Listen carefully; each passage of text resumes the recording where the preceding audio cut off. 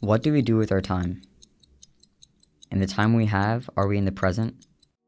Jonathan Nolan's 2001 short story, Memento Mori, does not seek to answer these questions, but rather seeks to represent the humanistic outlook on them through the character of Earl. After Earl and his wife were attacked in their home, Earl is left a widower with anterograde amnesia. This condition only allows Earl to create and hold new memories for 10 minutes. However, anterograde amnesia is not the only condition that Earl is left with after the attack. Vengeance keeps Earl pushing forward to find the man who raped and killed his wife in front of him. Each time his memory resets, Earl is a new person. Therefore, to remind himself of what his mission is and the progress that he has made, Earl writes notes to his future self, even going as far as tattooing messages on his body for permanence. Jonathan Nolan explores the inevitability of death while using a mixture of both first and third person narratives within Memento Mori to tackle the reasons for human goals and immerse the reader into the effects of anterograde amnesia. However, the use of Earl as an unreliable narrator draws similarities between Earl and the readers in the formation of their respective identities being rooted in the past.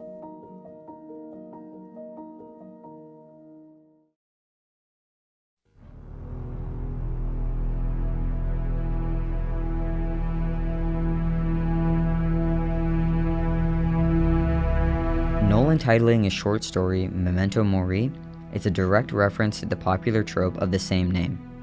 The phrase translates to, "Remember you have to die." As it emphasizes the inevitability of death, Memento Mori symbolizes the finite nature of time. Therefore, attaching it to the story of Earl, who holds memories for 10 minutes, seems to emphasize Earl's unique situation of starting a new life every 10 minutes, given that his memory resets. But you don't have much time. You've only got about 10 minutes, in fact. Then it starts all over again. So do something with the time you've got. This is a direct reference to Memento Mori, that time is finite and death is inevitable. Rather than wasting our time though, we seek to do something with our time. Nolan quantifies the idea of Memento Mori within Earl's story. Although most humans know that their life is finite, Earl uniquely knows how long he has for his life as it resets every 10 minutes. This is important, as it sets up Earl as a representation of humans, just with the extra piece of information related to the exact length of his lifetime. However, why is it important knowing our life is finite? Nolan raises the same question as Earl asks himself, but why bother reading something that you won't remember? As humans, we yearn for information. Even though we are guaranteed death, we still care about what happens in the world along with how it affects us. In other words, we have goals. It is a sense of purpose and achievement that drives us despite death because of the sense of community it offers. It is emotion that motivates purpose. For example, people work jobs to provide for their families out of love and admiration. Similarly, despite his amnesia and knowing that his life resets every 10 minutes, Earl still seeks those who killed his wife, representative of the human spirit and his emotion of vengeance. Readers empathize with Earl, wanting him to fulfill his vengeance because humans intrinsically create goals despite knowing death is inevitable. That is why Memento Mori is a fundamental symbol, as it reminds people of their existence being finite, pushing them to do what they aim with the time that they have.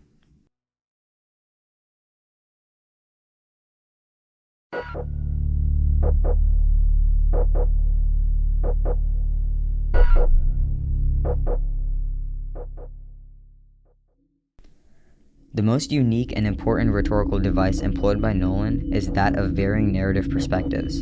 The alternation between third-person omniscient and first-person functions to convey the effects of anterograde amnesia, further immersing the reader into Earl's life and story.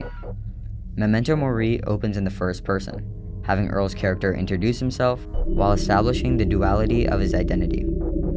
I don't even know how long you've been locked up in this room already. Neither do you. Earl's memories only last 10 minutes, so he has two senses of self, the present version that holds no new memories, referred to as you, and his past self that wrote the notes, referred to as I. The diction within first person allows the reader to be immersed into how anterograde amnesia affects Earl, as he must speak to himself, and because the first person portions are the notes that Earl writes to himself. Therefore, both the reader and the present version of Earl are reading the notes for the first time. Neither Earl nor the readers know what happened in the last 10 minutes of Earl's life, apart from what they're told in the notes. This immerses the readers into Earl's story and aids Nolan in drawing similarities between Earl and the individual reader. This position of uncertainty shared by both is significant because it keeps the momentum of the story going. The reader learns the same information as Earl at the same time. The similarities drawn between the two, though, are related to the formation of human identity.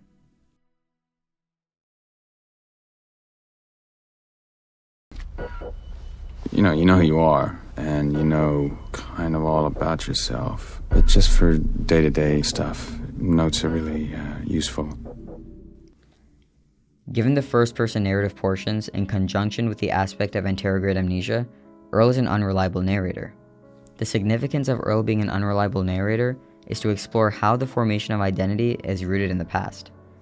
Throughout Memento Mori, Earl's identity is never authentic because he must rely on notes of his past self to mold his present identity. Sooner or later, you'll want to do something about it. And when you do, you'll just have to trust me, because I'm the only one who can help you. Everything he does in the present, from using the restroom to remembering his mission of getting revenge, is reliant on notes left by his past self, his preceding 10-minute lifetimes. Therefore, his past controls his present, rather than him actively controlling his present. The broader extrapolation of this relates to the human formation of identity. Earl does not have the opportunity to create an authentic identity despite forgetting the past because he does not allow himself to, as he tattoos himself and writes notes. As the first-person portions are addressed to the present version of Earl, and the reader is in the same shoes as Earl, Nolan communicates directly to the reader. Nolan uses Earl as an unreliable narrator focused on the past to demonstrate to readers that they themselves are unreliable by being fixated on the past. Nolan emphasizes the importance the past plays in the formation of humans' identity. Focusing on the past makes a person unreliable like Earl, while being in the present is an ideal condition, one that Earl cannot seem to attain. Nolan emphasizes that people must see themselves, whom they believe are their past selves, to know who they are. After all, everybody else needs mirrors to remind themselves who they are. You're no different. By using the first person in this portion, Nolan tells the readers directly that they are similar to Earl, forming their identity by their past. Therefore, it is emphasized that despite being in the present, as Earl is forced to do, the past influences our present and our identity. Nolan writes, "So do something with the time you've got," as Earl comes to terms with his amnesia. By giving the story the title Memento Mori, Nolan refers directly to the popular trope of death being inevitable. He aims to use Earl's character as a device to represent human traits while communicating directly with his readers.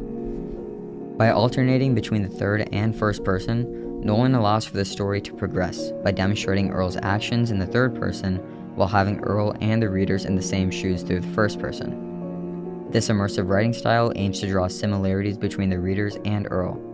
As Earl is shown to be an unreliable narrator, relying on notes from his past self, through attributing the first-person narrative that speaks directly to Earl's present self and the reader, Nolan uses Earl's notes to directly communicate with readers to tell them that they are similar to Earl, prioritizing the past over the present to form their identity.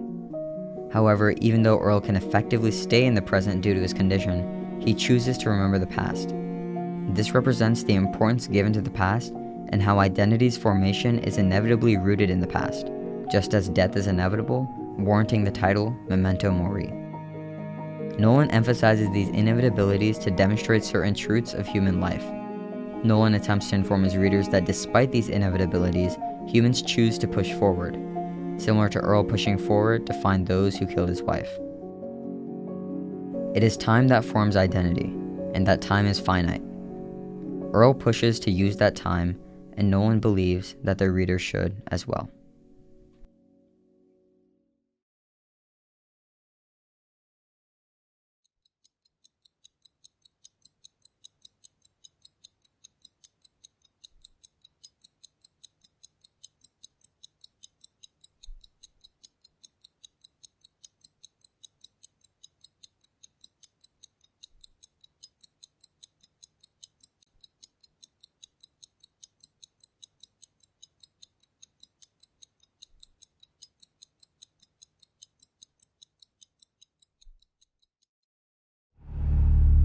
So where are you? You're in some motel room? You just wake up and you're in a motel room. There's the key.